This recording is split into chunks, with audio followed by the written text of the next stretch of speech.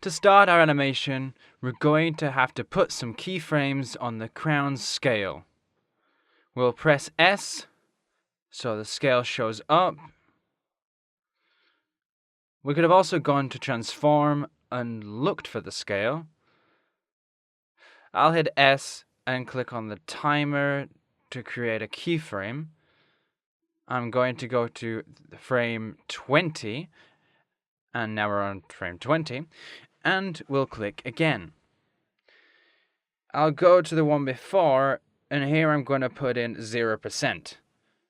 I'm going to hit it with some smoothness. Right click, keyframe assistant, easy ease, and hit the spacebar so we can see there's a very simple animation. But in the frame 15, I'm going to give it a scale of 103. Let's go back and see this little effect on our crown. And there we have, our crown is animated.